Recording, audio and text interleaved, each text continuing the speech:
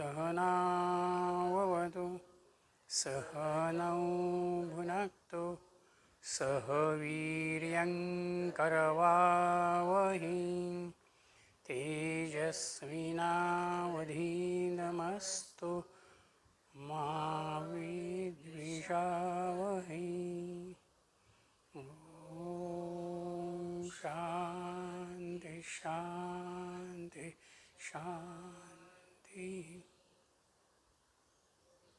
हरि ओम श्री गुरुभ्यो नमः।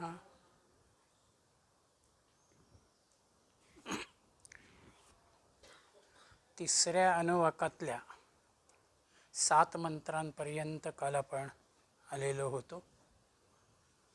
आता चौथा अनुवाक आपल्या समोर आहे, ज्याच्यामध्ये मेधावीचा बुद्धीच्या विकासाचा विचार ऋषींनी केलेला आहे. यश्छन्दसां वृषभो विश्वरूपः छन्दोभ्योऽध्य अमृतात् संबभूव समेन्द्रो मेधया स्पृणोतु अमृतस्य देवधारणो भूयासं शरीरं मे विचर्षणं जिह्वा मे मधुमत्तमा कर्णाभ्यां भूरि विश्रुवं ब्रह्मणः कोशोऽसि मेधया पिहितः श्रुतं मे गोपाय. याः छंदसां वृषभाः, जो वेदांच्या ऋचांमध्ये सर्वश्रेष्ठ आहे. कोण? विश्वरूप, सर्वरूप आहे. अध्य अमृतात छंदोभ्यः इति संबभूव, जो अमृतस्वरूप वेदमंत्रांपासून उत्पन्न झालेला आहे. सहा इंद्राः मे मेधया स्पृणोतु, तो ओंकार स्वरूप इंद्र मला धारणयुक्त बुद्धीने संपन्न करो. हे देव, अमृतस्य धारणाः भूयासम, हे देव हो, मी अमृतस्थिती धारण करणारा बनो. मे शरीरं विचर्षणं, माझे शरीर बलवान आणि चपळ होवो. मे जिह्वा मधुमत्तमां भूयात, माझी वाणी मधुभाषिणी होवो. कर्णाभ्यां भूरि विश्रुवं, माझे कान अधिकाधिक श्रवण करोत. स्वं मेधया पिहितः ब्रह्मणः कोशः अस्सि, लौकिक बुद्धीने झाकलेला असा ब्रह्माचा कोश मी आहे. मे श्रुतं गोपाय, मी ऐकलेल्या मिळवलेल्या ज्ञानाचे रक्षण कर. म्हणजे एक प्रकारानं आपण कसं असायला हवं आहे, आपल्या इंद्रियांना सात्विकतेच्या अनुषंगानं आपण कसं न्यायचं आहे, हा विचार या ठिकाणी ऋषींनी दिलेला आहे. बौद्धिक विकासाचा विचार ज्याला म्हणता येईल तो या ठिकाणी आहे. कोणत्याही अभ्यासामधलं यश हे त्या साधकाच्या, अभ्यासकाच्या धारणा शक्तीवरती आहे. तो विषयाचं आकलन किती करतो आहे, आकलन केल्यानंतर तो त्याच्या स्मृतिपटलाच्या अनुषंगानं काय करतो आहे.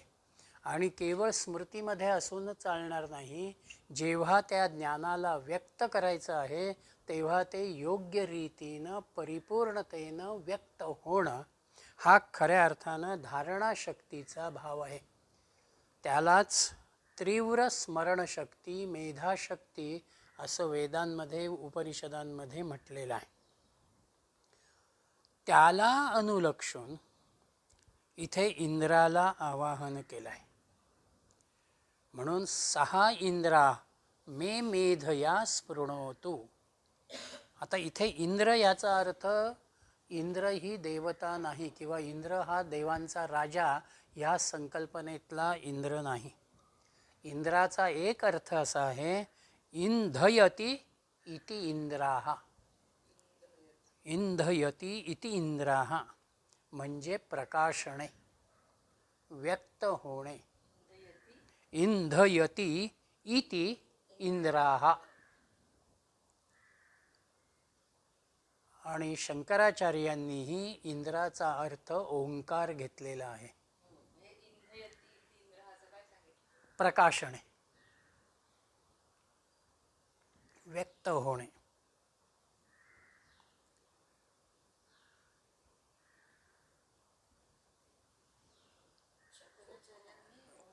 ओंकार म्हटलं. इंद्र ह्या शब्दाचा अर्थ त्यांनी ओंकार घेतला.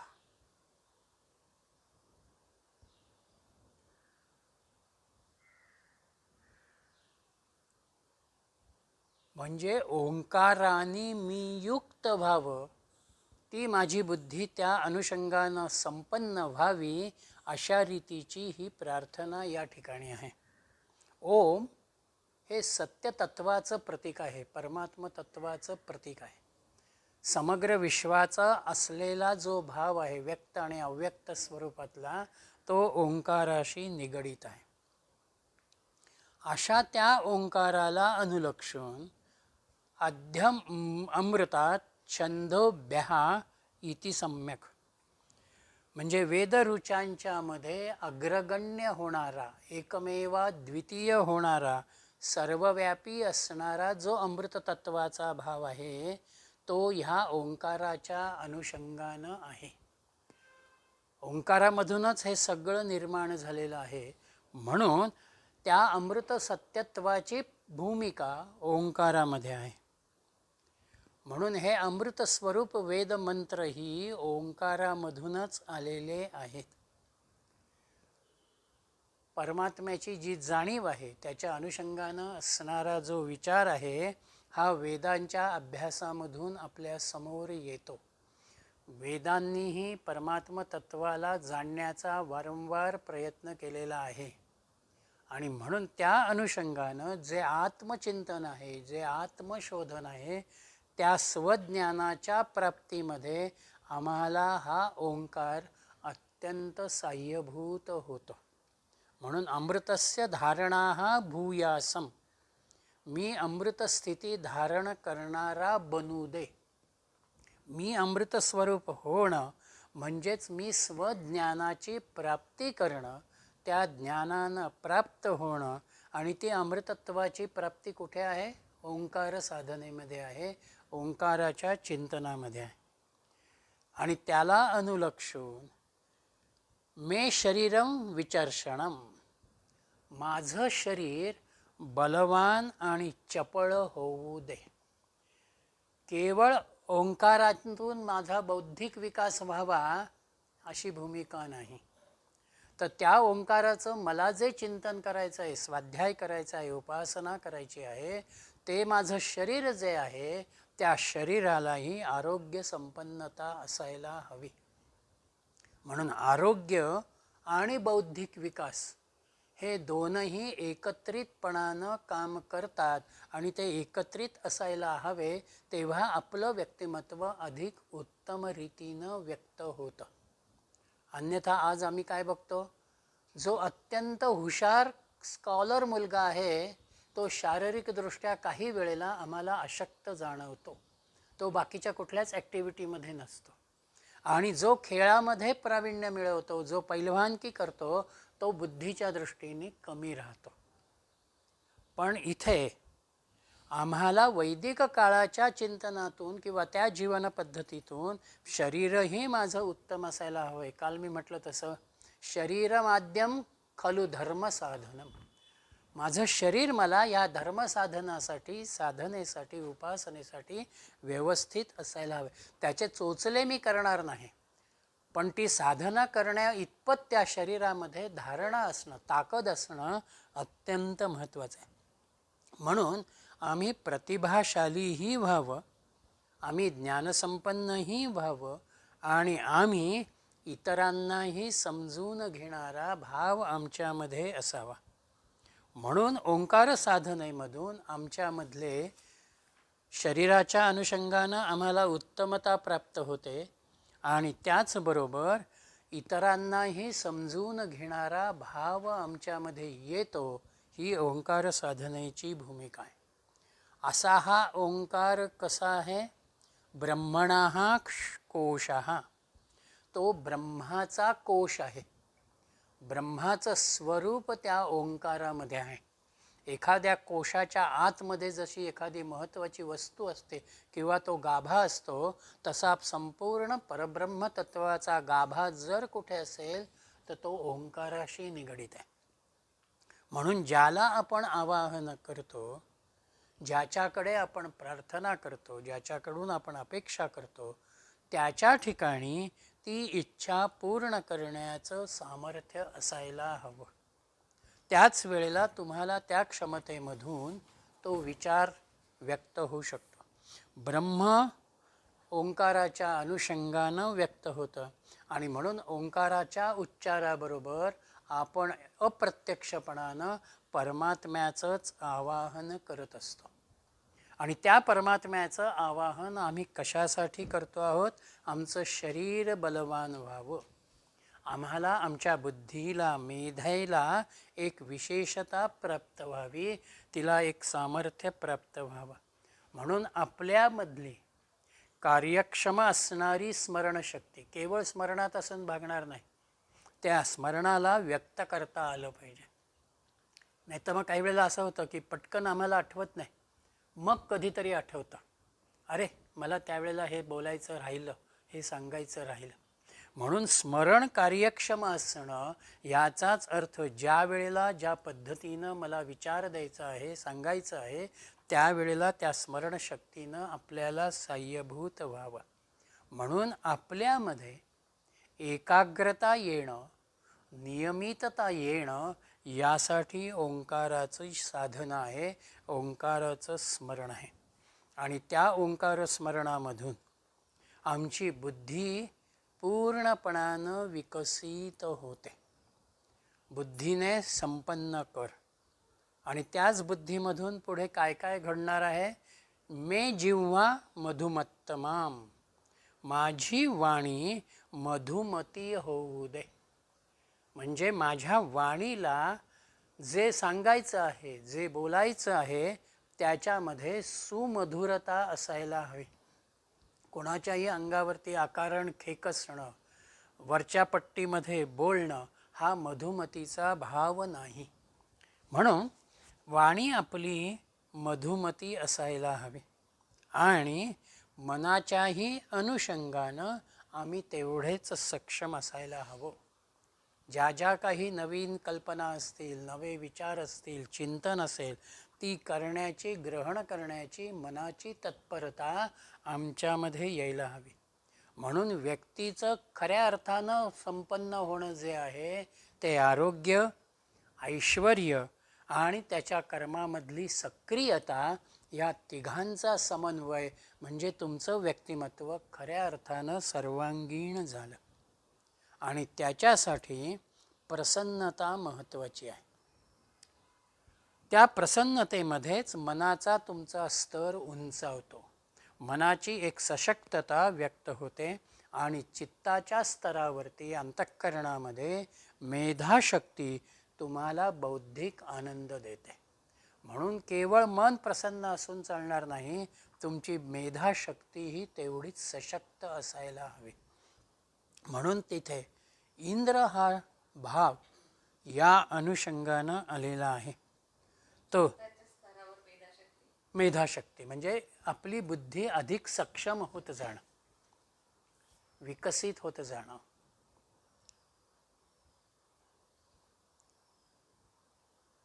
ज्याला आपण काही वेळेला असं म्हणतो, एखादं वाचन केल्यानंतर मला आज बौद्धिक खुराक मिळाला किंवा बौद्धिक आनंद मिळाला, तो तुमच्या मेधाशक्तीला विकसित करतो.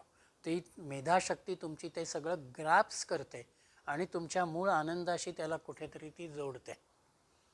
म्हणून इंद्र जो आहे, हा इंद्र पुराणामधला इंद्र नाही, हा इंद्र वैदिक वाङ्मयाच्या अनुषंगानं, ओंकाराच्या अनुषंगानं येणारा इंद्र हा शब्द या ठिकाणी आहे.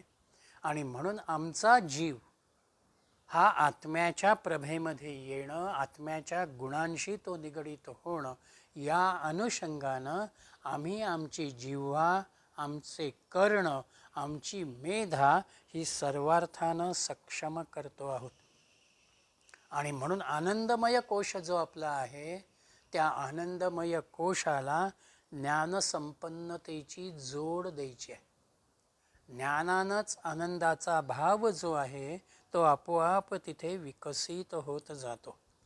म्हणून आपल्यामधलं स्मरण, आपल्यामधला अनुभव आणि आपल्यामधलं चातुर्य हे 3 घटक परिपूर्ण ज्ञानाच्या संपन्नतेमध्ये येतात. आणि याच्यासाठी आपली बुद्धी प्रसन्न असायला हवी, वाणीही आमची उत्तम असायला हवी आणि चांगल्याचं श्रवण आम्हाला असावं. कर्णाभ्याम भूरी विश्रवम, चांगल्याचं अधिकाधिक श्रवण हे आम्हाला या ठिकाणी करता आलं पाहिजे. पुढला मंत्र येतो. हां काही हां अध्यमृतात छंदोभ्या हां यश्छंदसा अमृषो विश्वरूपा. हां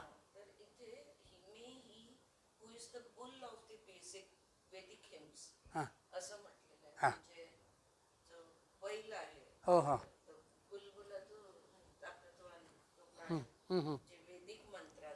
हां हां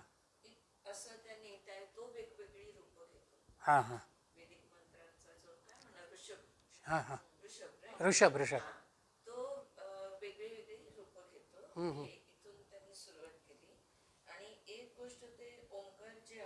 हां या प्रार्थनेमध्ये 2 भाग आहेत. पहिला भाग जो आहे त्याच्यामध्ये जप सांगितलाय. So the first part which we have seen above is japa. They are the japa mantras meant for silent repetition for as long as one needs. By such japa mantra one recognizes Brahman in the altar of worship. तर उपासनेमध्ये जपाचा इकडे जपाचा भाव येतो. आणि दुसरा the second part of this upasana is a form of homa. A havana performed as a physical act. गल्लत होत नाही आहे ना म्हणजे नाही performed as a physical act of worship of Brahman already recognized in the altar of worship.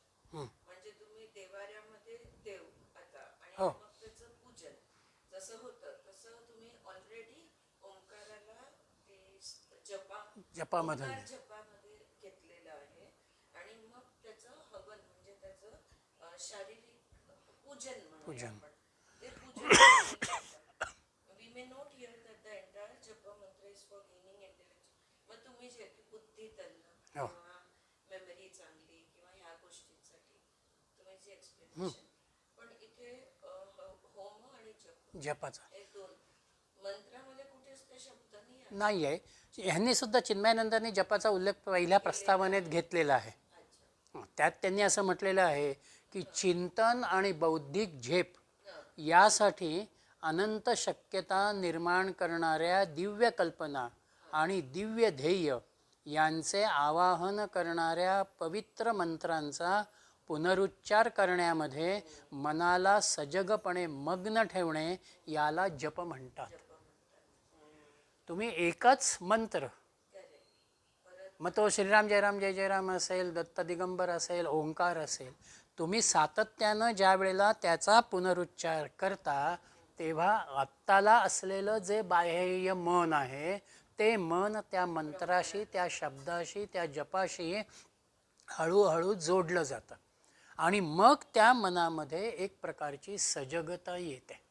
एक प्रकारचा बौद्धिक क्षेत्राच्या अनुषंगानं ती एकाग्रता आल्यानंतर त्या मनाची ग्रास्पिंग पॉवर जी आहे ती आपोआप तिथे वाढत जाते.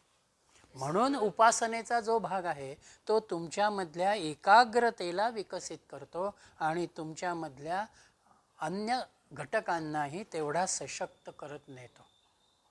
मला वाटतं तुम्ही हे जे म्हटलं ना स्मरण, अनुभव आणि चातुर्य या 3 गोष्टी डेव्हलप झाल्या की मग उपासना करायला. हो.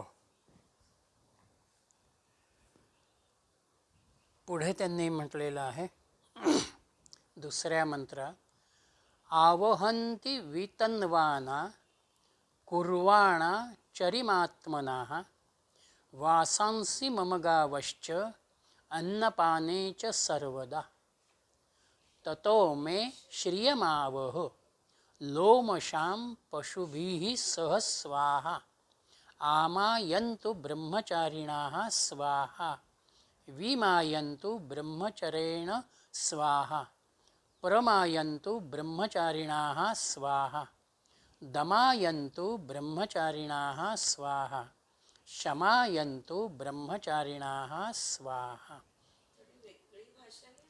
ही गद्याच्या स्वरूपामध्ये आलेली आहे. खरं म्हटलं तर इथे मंत्राचा भाव नाही आहे, थोडासा गद्याच्या अंगानं त्यांनी विचार दिलेला आहे. त्यामुळे ती टेक्स्टच्या स्वरूपामध्ये ते भाषा येईल. हां, नाही पोएटिक नाही आहे.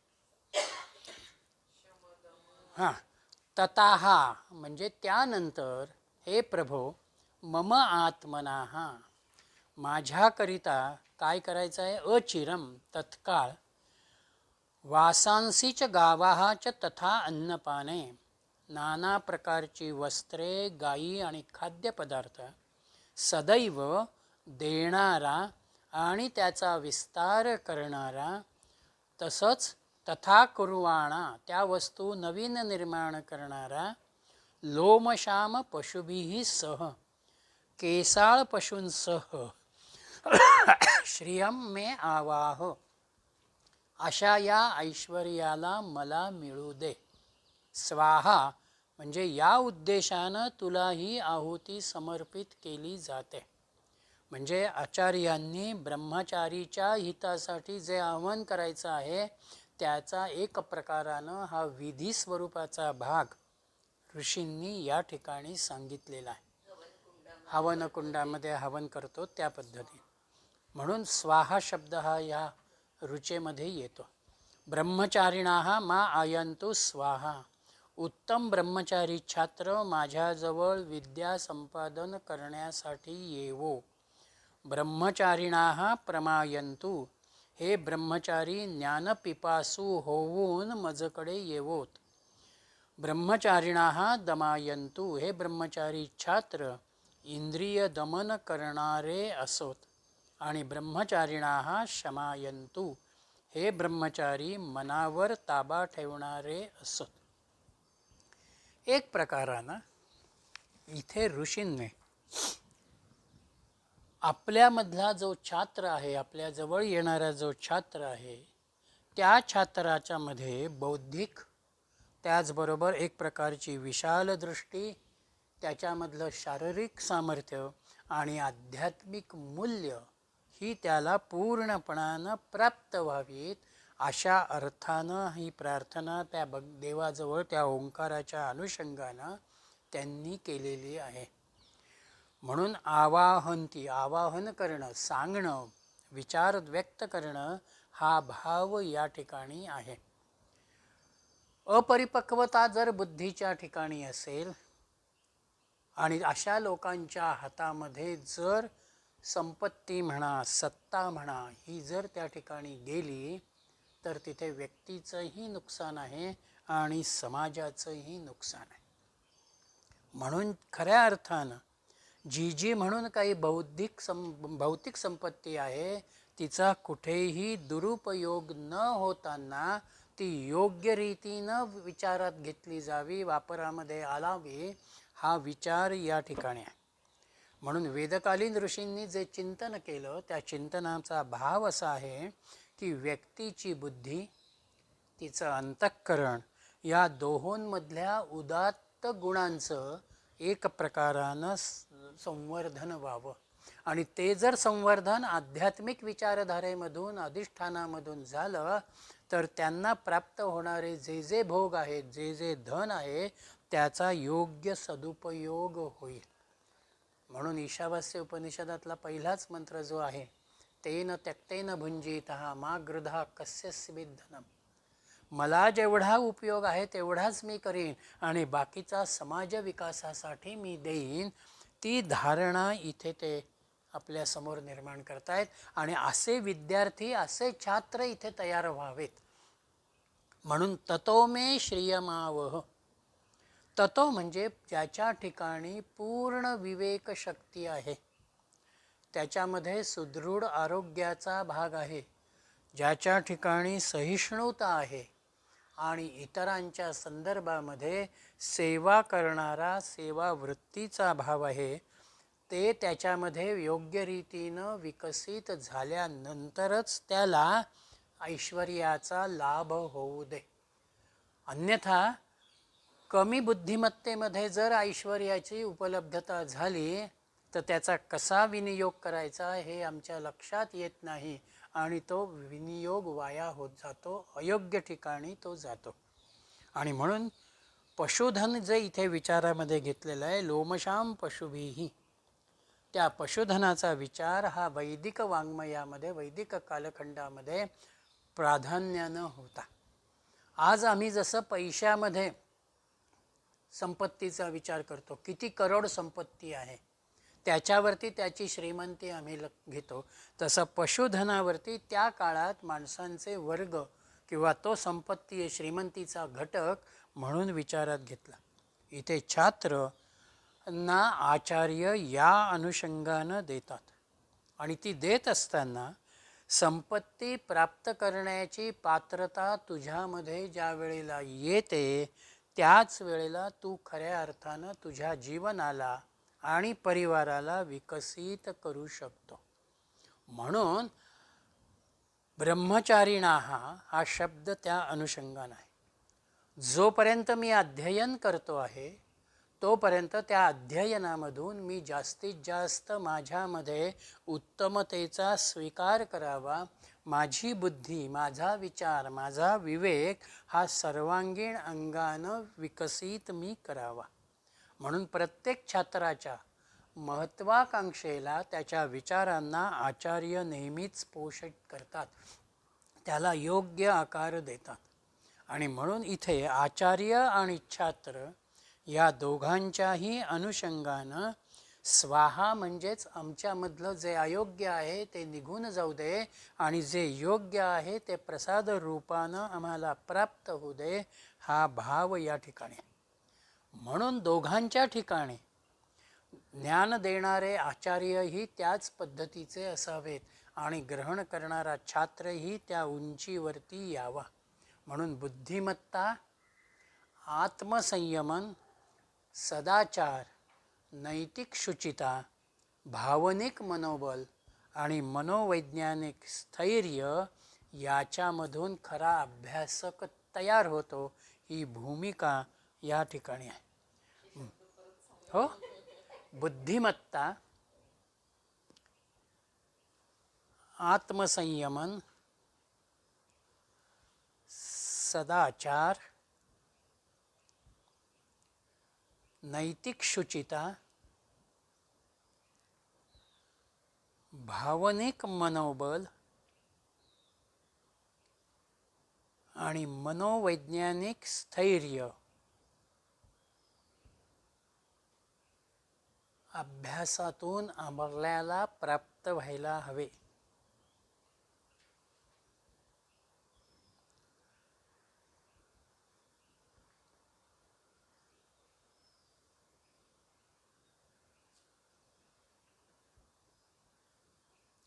म्हणजे इथे वैदिक वाङ्मय किंवा वेदांचा विचार जो आहे तो 3 स्तरावरती आहे. कर्मकांडाचाही विचार वेदांनी दिला, उपासनेचा विचारही दिला आणि उपनिषदाच्या अनुषंगानं जीवन तत्त्वज्ञानाचाही विचार दिला. म्हणून इथे केवळ जीवन सिद्धांत मला बघायचा नाही आहे. जो सिद्धांत मी बघतो आहे, तो समजून घेतो आहे, त्याच्या आचरणालाही मी विचारात घ्यायचं आहे. म्हणून जीवन पद्धतीचं तंत्र ज्याला म्हणतात, ते जीवन पद्धतीचं तंत्र, ॲप्लिकेशन हे उपनिषदांनी आमच्या समोर ठेवलेलं आहे.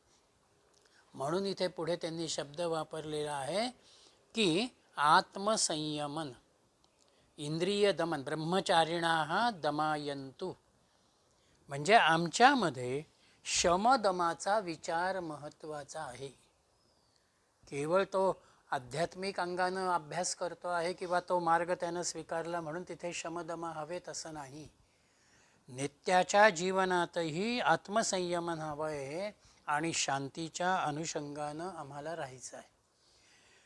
त्याचबरोबर ज्याला मागणी म्हणतात किंवा समर्पण म्हणतात तो भावही या ठिकाणी आहे. म्हणून स्वाहामधून यज्ञामधलं होणारं जे समर्पण आहे, इदं न मम, ही भावनाही त्यांनी दाखवली आणि हे आम्हाला हवं आहे अशा रीतीचा प्रार्थनेचा भागही इथे आहे, अहंकार न ठेवता. आणि ही जी मागणी आहे, लोमशाम पशुभिः सहा अन्नपाने, म्हणजेच याचा अर्थ वासांसीच गावाहा च तथा अन्नपाने. गा हा शब्द जो आला तो गायींच्या अनुषंगानं आलेला आहे. म्हणून नाना प्रकारची वस्त्र, गायी आणि खाद्यपदार्थ आणि केसाळ पशुसह ऐश्वर्य आम्हाला मिळू दे. याचाच अर्थ माणसाच्या ज्या मूलभूत गरजा आहेत, अन्न वस्त्र निवारा, त्या किमान पक्षी प्रत्येकाला मिळायला हव्यात. ही भूमिका ऋषींची पण आहे. आणि म्हणून इथे केसाळ प्राणी हा अशा अर्थानं घेतला की त्याची लोकर जी आहे ती लोकर आपल्याला उभेच्या अनुषंगानं उपयोगाला येईल, म्हणून ते प्राणी पण असायला हवेत. गायींचा विचार हा दूध दुभत निर्माण होण्याच्या अनुषंगानं आहे आणि अन्न हे देहाच्या अनुषंगानं आहे.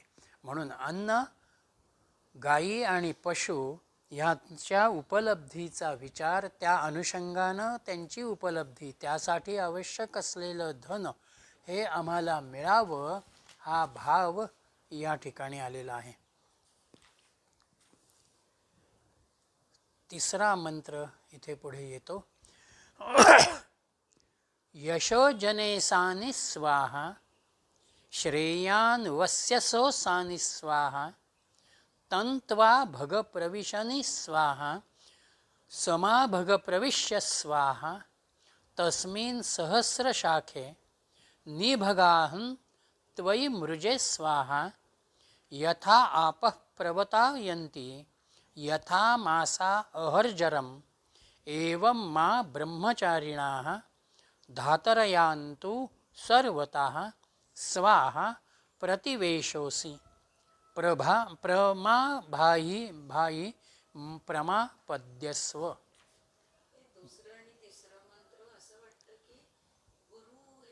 हां, प्रार्थना करताय, गुरूंचा मंत्र आहे. देव, आम्ही आणि माझे शिष्य किंवा माझ्या आश्रमातले शास्त्र या सगळ्यांच्या अनुषंगानं असलेला तो विचार आहे. जने यशाहा असानी स्वाहा, मी लोकांमध्ये यशस्वी होवो असे म्हणून आचार्य आहुती देतात. वस्यसहा श्रेयान असानी स्वाहा, मी महान धनवानापेक्षाही अधिक धनवान होवो. भगत्वम त्वा प्रविशानि स्वाहा, हे भगवन अशा तुझ्यामध्ये मी प्रविष्ट होवो, हा माझा उद्देश आहे. आणि तू मा प्रविश्य स्वाहा, माझ्यात प्रवेश कर, या उद्देशानं मी ही आहुती देतो. हे भगवन तस्मिन् सहस्रास्त्रे त्वयि अहम निसृजे स्वाहा, त्या हजारो शाखा असलेल्या आत्मतत्वात तुझ्यामध्ये मी शुद्ध होवो. यथा आपहा प्रवता यांती, नदीचे पाणी उताराकडे वाहत जाऊन समुद्राकडे जाते, किंवा यथा मासाः अहर्जम, महिने संवत्सराकडे परत जाऊन प्रवेश करतात, हे विधात्या त्याच प्रकारानं एवं माम सर्वतः ब्रह्मचारिणाः आयन्तु, आम्ही सगळे ब्रह्मचारी छात्र माझ्याजवळ सर्व बाजूनी येऊ देत, असं म्हणत गुरु ही आहुती देत आहेत. आणि प्रतिवेशाः असी, तू सर्वांचे विश्रामस्थान आहेस, मलाही प्रकाशित कर आणि मलाही प्राप्त हो. मा प्रभाही मा प्रपद्यस्व.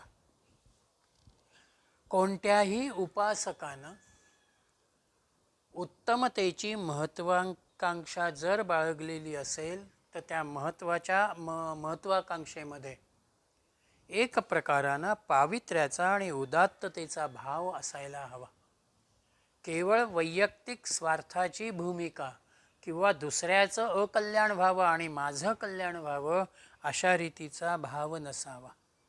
आणि म्हणून कुठल्याही तऱ्हेची कीर्तीची अपेक्षा नाही, वैयक्तिक लाभाची अपेक्षा नाही, तर उत्कृष्ट अभ्यासक माझ्याकडे येवोत आणि त्यांचा अभ्यास माझ्याकडे होवो अशा रीतीचा धर्मप्रसार कार्याचा भाग या मंत्रामध्ये ऋषींनी आमच्या समोर ठेवलेला आहे.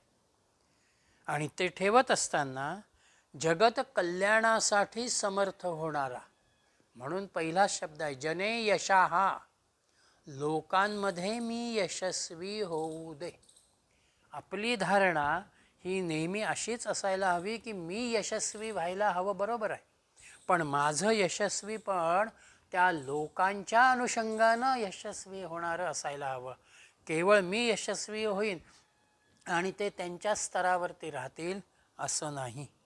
म्हणून संपत्ती ही केवळ वैभवाशी किंवा औदार्याशी निगडीत नाही, तर ती माझ्याही उपयोगाला येईल आणि समाजालाही तिचा उपयोग होईल अशा अनुषंगानं धनाच्या विनियोगाचा भाग हा ऋषींनी त्यांच्या चिंतनामधून दिला.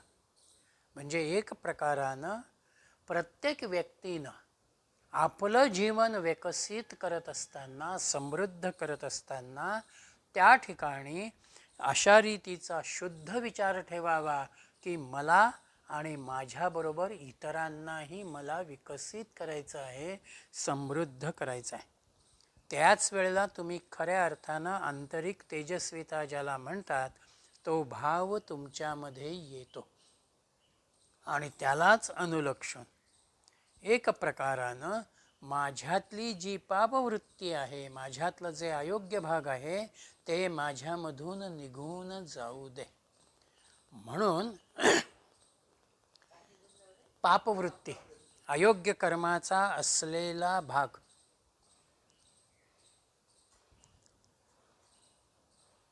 जोपर्यंत माझ्यामध्ये अयोग्य कर्माची पापवृत्ती आहे तोपर्यंत माझं आत्मतत्व ही एक प्रकारानं झाकलेल्या स्थितीत आहे. म्हणून पाप करणं म्हणजे काय, जे समाजाला योग्य नाही ते मी करणं हा पापकर्मातलाच भाग आहे. जे निंद्य आहे, जे अयोग्य आहे, जे त्याज्य आहे त्या कर्माचा मी स्वीकार करणं म्हणजे मी पापाचाच भाग त्या ठिकाणी आहे. आणि म्हणून एक प्रकारानं आपले विचार उन्नत करणं, आपल्याला आपल्या चुकांची जाणीव ज्या वेळेला होते त्यावेळेला त्या चुकांची दुरुस्ती करणं, त्या पुन्हा होणार नाही असा प्रयत्न करणं आणि सद्गुणांचा मार्ग धरणं हा खऱ्या अर्थानं आपण विकसित होणारा भाव आहे.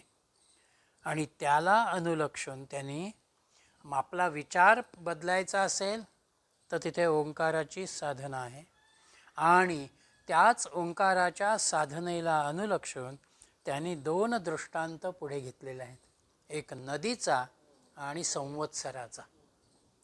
नदीचं पाणी हे नेहमी उताराकडेच जातं आणि ते जात असताना त्या नदीची धारणा काय आहे, मला समुद्राला जाऊन मिळायचं आहे. म्हणजे डोंगर कड्यावरती ती नदी ज्या वेळेला प्रगट होते, उगम पावते त्यावेळेला ती अत्यंत लहान आहे, पण पुढे जाताना तिचं पात्र विस्तार पावत जातं आणि समुद्राला जाऊन मिळाल्यानंतर ती अत्यंत व्यापक होते. आणि समुद्राला जाऊन मिळाल्यानंतर ती पुन्हा असं म्हणत नाही आहे काय, समुद्रच होते. त्याच्यामुळं मी समुद्राला मिळाले हे सांगण्याचा भागही तिच्यामध्ये राहत नाही. किंवा संवत्सराच्या अनुषंगानं महिने जसे त्या वर्षामध्ये समाविष्ट होत जातात, जानेवारी संपला, फेब्रुवारी संपला, चैत्र संपला, वैशाख संपला, तसं आम्ही सगळ्या बाजूनं स्वतःला त्या परमात्म तत्वाशी जोडले जाणार आहोत, तिथे व्यापक होणार आहोत, या धारणेनं असे व्यापक विचारांचे छात्र, अशा रीतीचं व्यापक ध्येय घेतलेले ब्रह्मचारी छात्र माझ्याकडे येवोत, हा भाव ऋषी या ठिकाणी व्यक्त करतात. आणि म्हणून प्रतिवेशः असे आणि मा प्रभाही मा प्रपद्यस्व, हा ओंकार, हा परमात्मा आमचं विश्रांती स्थान होऊ दे, तो आम्हाला प्रकाशित करू दे. एक प्रकारची अर्थपूर्णता म्हणा, भव्यता म्हणा, किंवा जीवनाचं खरं सौंदर्य म्हणा, तो विचार ऋषी या ठिकाणी आपल्याकडे येणाऱ्या ब्रह्मचारी छात्रांच्या अनुषंगानं आहे. म्हणून ब्रह्मचारी हा शब्द जो इथे आला तो म्हणजे ब्रह्मचिंतन करणारा. केवळ तो विवाह केलेला नाही किंवा बाकीच्या विकारांपासून तो अलिप्त आहे म्हणून तो ब्रह्मचारी असं नाही, तर सतत ब्रह्माचं चिंतन करणारा आणि त्या ब्रह्मचिंतनासाठी आवश्यक असलेली आचार धर्माची जीवन प्रणाली ज्यानं स्वीकारलेली आहे तो ब्रह्मचारी आहे. आणि म्हणून अशा ब्रह्मचार्याने जीवनाकडे बघताना कसं बघायचं, तर उदबत्तीसारखं. उदबत्ती जळते पण ती वातावरणाला सुगंधित करते आणि शेवटी एका विभूतीच्या स्वरूपामध्ये खाली राहते, की जी विभूती आम्ही एका श्रद्धेनं पावित्र्यानं आमच्या मस्तकी लावतो किंवा त्याला एक अंगारा आहे अशी भावना आम्ही त्याच्यामध्ये घेतो. साधकानं, माझ्याकडे येणाऱ्या छात्रानं अशा रीतीनं व्हावं ही भावना या ठिकाणी व्यक्त केली गेलेली आहे. म्हणून रामकृष्ण परमहंसांचा एक विचार असा आहे त्यांच्या चरित्रामधला, की घराच्या गच्चीवरती ते जात आणि त्या जगदंबेला, काली मातेला प्रार्थना करताना रोज ते एकदा तरी असं म्हणायचे की माझ्याजवळ लोककल्याणासाठी जे आहे ते कल्याण करून घेणाऱ्यांना आणि इतरांचे कल्याण करणाऱ्यांना आई जगदंबे तू माझ्याकडे पाठव. म्हणजे त्या विश्वात्मक शक्तीलाही आपण अशी आवाहित भूमिका करावी, असं आवाहन करावं की जे माझ्याजवळ चांगलं आहे ते घेणारे, चांगलं स्वीकारणारे माझ्याकडे येवोत आणि त्यांना माझं देता यावं. म्हणून भगवत दर्शनाच्या अनुषंगानं, भगवत विचाराच्या अनुषंगानं जर आम्हाला विचार करायचा असेल तर आपल्याला पहिल्यांदा आपल्यामधल्या दोषांची जाणीव व्हावी आणि ते दोष दूर करण्याचा आपल्याकडून प्रयत्न व्हावा. तो ज्या वेळेला मी प्रयत्न करतो किंवा त्यासाठीचा असलेला माझा प्रयत्न म्हणून ओंकाराची साधना किंवा अन्य एखादी जपाची नामाची साचलेली साधना, आणि त्या साधनेतून आपलं अंतरंग अशा रीतीनं बदलत जातं की आपल्यातले दोषही कमी होतात आणि आम्ही खऱ्या अर्थानं शुद्ध सात्विक होत जातो. जीवनाकडे खऱ्या विवेकीपणानं बघणारी एक भूमिका ही आपल्यामध्ये येते आणि त्यातूनच शुद्ध आनंदाची भावना आपल्यामधून व्यक्त व्हायला लागते. ती शुद्ध भावना व्यक्त व्हायला लागली की आपोआप त्याच्या अनुषंगानं अनेक जण आपल्याकडे येतात.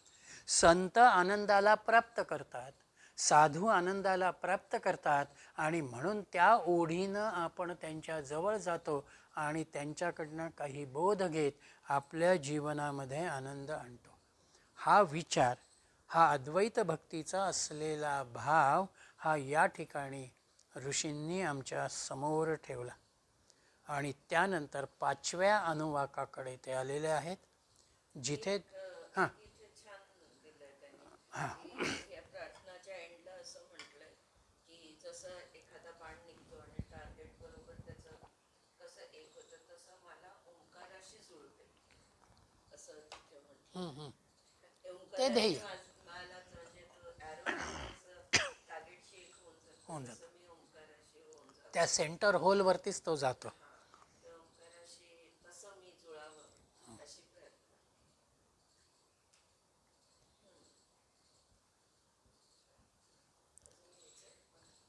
आहे 10 मिनटं आहेत. 5वा अनुवाकामध्ये भूर्भुवः सुवरिति वा एतस्त्रिस्त्रो व्याहृतयाः तासामुह स्मयितां चतुर्थीं महाचमस्याः प्रवेदयेत्. मह इति तद्ब्रह्म स आत्मा अंगन्यान् अन्यदेवताः. भूः भुवाः सुवाः इति एताः वै तिस्त्राः व्याहृतयाः. भूः भुवः आणि सुवा या 3 व्याहृती आहेत. तासाम उह या तिन्हींपेक्षाही चतुर्थीं महा इति. चतुर्थी व्याहृती महा जी आहे ती सर्व प्रधान नावानं प्रसिद्ध आहे. एवं महाचमस्य प्रवेदये तस्म. महाचमस्याच्या पुत्रानं म्हणजे महाचमस ऋषींच्या मुलानं त्या व्याहृतीला अंतर्ज्ञानानं जाणले. तद्ब्रह्म तीच 4थी व्याहृती ब्रह्म होय. 6 आत्मा आणि तोच आत्मा शरीरामध्ये आहे. अन्याहा देवता अंगानी. इतर सर्व देवता हे शरीराचे जसे अवयव त्या स्वरूपामध्ये आहेत.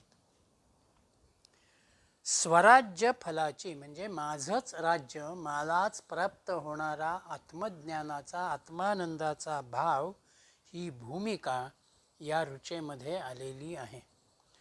आणि ती भूमिका घेत असताना त्यांनी 4 शब्द इथे विचारामध्ये घेतले. भूः भुवाः सुवाः आणि महा. अनुभवाची जी निरनिराळी क्षेत्र आपण म्हणतो त्या अनुषंगानं या शब्दांचा विचार केलेला आहे.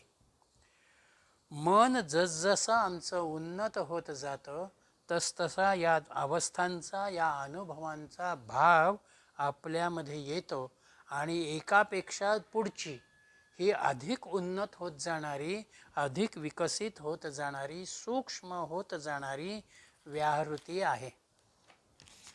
आता याच्यामध्ये महा जो आहे हा महाशब्द महाचमस ऋषींच्या पुत्रानं साधनेमध्ये अंतर्ज्ञानानं जाणला म्हणून तिथे त्याचाच भाव म्हणून तो महाशब्द आलेला आहे. त्यानं काय जाणलं अंतर्ज्ञानानं? तर ब्रह्मच जाणलं. म्हणून भूमध्ये पृथ्वीलोक आणि पंचमाभूत येतात. भुवामध्ये पृथ्वी आणि पंचमहाभूत.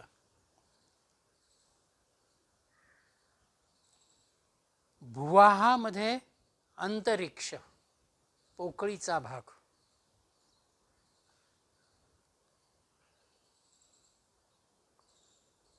सुवाहा म्हणजे स्वर्गलोक किंवा सुखानुभव.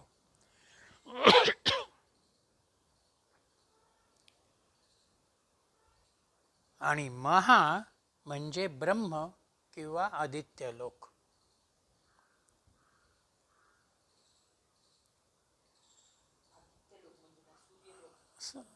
हां ब्रह्मलोकालाच अनुलक्षण तो आदित्य शब्द आहे. प्रकाशमान करणारा सूर्य असा भाव इथे नाही.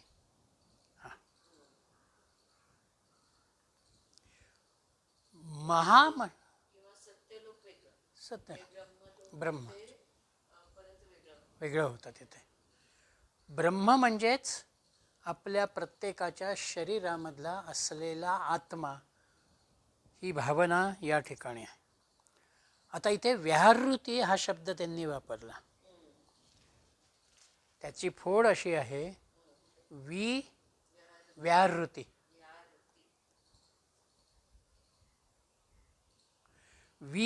अधिक आ अधिक ऋती व्याहृती अधिक ऋती. रू रू हला ते पोटफोड्या ह म्हणतो आपण तसं ऋती. ह म्हणजे हरण करणे आणि ऋती म्हणजे हरण करण्याला योग्य. मग कोण योग्य आहे तर तिथे वि शब्दाला कडे जायचं. वि म्हणजे विशेष आणि आ म्हणजे पूर्णपणे. विशेष रीतीने पूर्णतया हरण करण्याला योग्य जो आहे ती व्याहृती. विशेष रीतीने पूर्णपणानं किंवा पूर्णतया हरण करण्यास योग्य असा.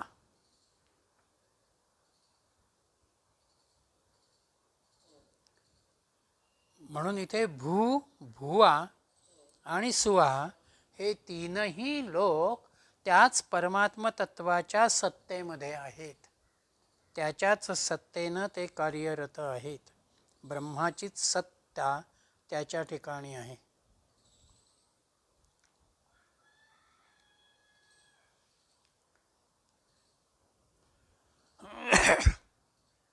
आणि महा जो आहे हा महा म्हणजेच ब्रह्म सगळ्यांना व्यापणार आहे.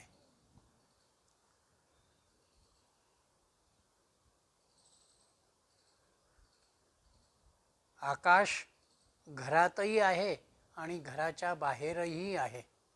तसं महा म्हणजे ब्रह्म ज्याला आदित्य लोक म्हणतो तो आदित्य लोक हा सगळ्यांना व्यापणार आहे. ह्या तिन्ही लोकांनाही व्यापून तो त्या ठिकाणी कार्यरत आहे. इथे त्याला आदित्य या अर्थानं म्हटलेलं आहे की त्या ब्रह्मतत्वामध्ये तेजाचा भाव आहे, प्रकाशाचा भाव आहे, ही भूमिका म्हणून तिथे आदित्य हा शब्द आलेला आहे. मग आता हे जे ब्रह्म मला जाणायचं आहे, त्या ब्रह्मापर्यंत मला जायचं आहे, तिची माहिती मला करायची आहे, तो भाव म्हणजेच माझी जाणीव हळूहळू सूक्ष्म होत जाणार. आत्ताला आपण स्थूलामध्ये वावरताना आपलं मनही स्थूल आहे म्हणून ते ह्या दृश्यामधल्या वस्तुमात्रांचा विचार करत आहे. पण त्या मनाला मी स्थूलामधून सूक्ष्माकडे नेतो, अंतर्मुख होत जातो, त्यावेळेला ते अधिक सूक्ष्म होत जातं. त्याला इथे लोक हा शब्द त्यांनी वापरलेला आहे. अधिक सूक्ष्माकडे जाणं. आम्हाला आत्ताला आकाशातलं काही फारसं दिसत नाही, पण दुर्बिणीची सूक्ष्मता आम्ही घेतो तेव्हा आम्हाला त्या आकाशातल्या ग्रहताऱ्यांचा विचार दिसतो. तसं मनाला मी जेवढं सूक्ष्म करत जाईन, त्याला व्यापक होत जाईल, तेवढं मला त्या ब्रह्मतत्वाचा भाव त्या ठिकाणी येईल. अवस्था चित्ताच्याही अवस्थेचा भाग येईल. आम्ही आत्ता जीवाच्या भावनेमधून सुद्धा या तीनही लोकांचाच विचार करतो. आत्ताला मी पृथ्वीमध्ये आहे, मला उद्याला स्वर्ग मिळणार आहे, त्या स्वर्गाचा मार्ग अंतरिक्षाच्या अनुषंगानं आहे. म्हणून भुवा आणि सुवा या तीन लोकांमध्येच जीवाचं भ्रमण आहे किंवा जीव त्याच अनुषंगानं विचार करतो. जो असं म्हणतो आहे की मला स्वर्गाची पण इच्छा नाही आहे, मला केवळ त्या ब्रह्माचाच विचार करायचा आहे, तो महामध्ये जातो, तो व्यापक होतो, तो अनंत होतो. आणि हे महातत्व जे आहे, ब्रह्मतत्व जे आहे, ते ज्या वेळेला आम्ही ध्यानात जातो, चिंतनामध्ये जातो किंवा समाधीचा भाव आम्ही आत्मसात करतो, तेव्हा आम्ही अधिक सूक्ष्म होतो. मग मनाचे सगळेच कप्पे बंद होतात. केवळ एका ओंकारावरती, केवळ एका ब्रह्मावरतीच ते केंद्रीभूत होतं. म्हणून तिथे त्याला व्यापकता येते. त्या व्यापकतेमध्ये तो अधिक अनुभवाचा विचार करतो, अधिक जाणीवेच्या पातळीवरती जातो. ती भूमिका या ऋषींच्या मुलाला प्राप्त झाली. म्हणून त्या ठिकाणी महाचमसाच्या पुत्रानं ते महातत्व जाणलं, ब्रह्मतत्व जाणलं. म्हणून तो महा हा शब्द चौथ्या ऋचेचा त्या ठिकाणी आलेला आहे. या सगळ्यांच्या मधून एक प्रकारची स्वराज्य हा शब्द त्यांनी इथे जो वापरला त्याचा भाग असा आहे की मलाच माझा आनंद स्वरूपाचा अनुभव घ्यायचा आहे. स्वराज्य, आपलं राज्य, माझं राज्य. इथे मला कोणाचंही नियंत्रण नाही. मी एकमात्र त्या ब्रह्मतत्वामध्येच राहणारा आहे. म्हणून त्या स्वराज्य फलाची उपासना म्हणजे मी माझ्यामधल्याच आनंदाला प्राप्त करत मी अखंड आनंदामध्ये राहणं हे माझं स्वराज्य आहे. त्या अनुषंगानं इथे 7 मंत्र त्या वृत्तीला कशा रीतीनं ह्या व्याहृतींना विकसित करायचं हे त्यांनी पुढे मांडलेलं आहे. ते 7 मंत्र या 5व्या अनुवाकामध्ये आपल्या समोर येत आहेत. दुसऱ्या मंत्रामध्ये त्यांनी दुसऱ्यापासून तिसऱ्यापासून एकेका व्याहृतीचा विचार केलेला की इथून मी कसं पुढे जायचं आहे. तुम्ही डेफिनेशन दिलं पण ते मंत्र आहे ज्याच्याने ब्रह्मतत्वाला ब्रह्मतत्वाला आपण प्राप्त करू शकतो किंवा ब्रह्मतत्वाशी जुळू शकतो.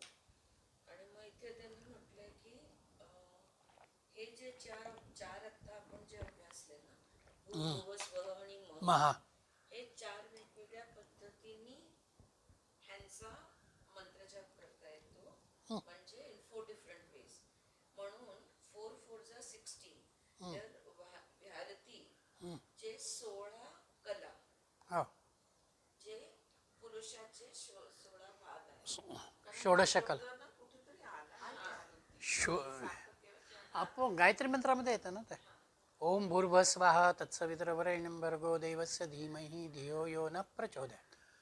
तोच भाव त्यांचा इथे आहे. म्हणून त्यांनी तो आदित्य लोक पुरुषाच्या 16 कला अशा वेगवेगळ्या पद्धतीने आपण कनेक्ट होऊ शकतो. 16 कलांचा आधी पण कुठे उल्लेख आहे ना, प्रश्नोपनिषदात आलेला आहे. ते इकडे कनेक्ट हे जे होतं हां भूर्भुवः स्वः ह्या 3च ह्याच्यात आत्ता आपण विचार करतो. हो, जीवाची वृत्ती ह्या तिघांमध्येच फिरते. आणि महा पण येतो. कारण आपल्याला ब्रह्मणाची जाणीव आहे भले इंटेलेक्च्युअल लेवलला पण ब्रह्मणाशी कनेक्टेड आहोत म्हणून हे 4 एकत्रित घेतले त्यांनी. भूर्भुवः स्वः महा हे 4 एकत्रित घ्यायचे. बरोबर ना सर? हो आहे एकत्रित, पण त्यांचा मुद्दा काय आहे त्यांचा तो मुद्दा हो सामान्य माणूस या तिघांचाच विचार करतो. तो ब्रह्माचा विचार करत नाही. जो ब्रह्माचा विचार करतो तो अजून पुढे जातो. तो महाच्या अनुषंगानं मग विचार करायला लागतो.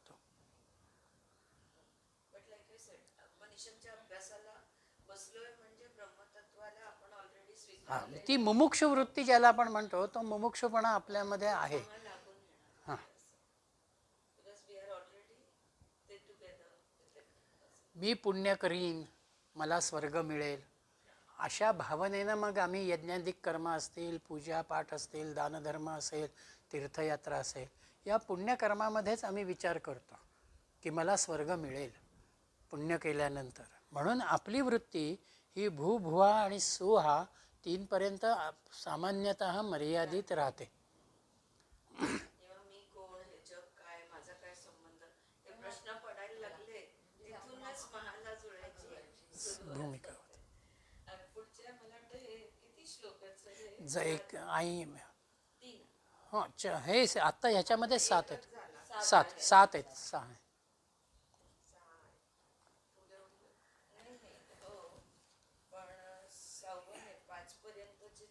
हां आता एक घेतला ना आपण 2 3 4 5 ह्याच्यामध्ये ह्याचं अजून भूर्भुवः स्वः प्रत्येकाचं त्याने हे केलं.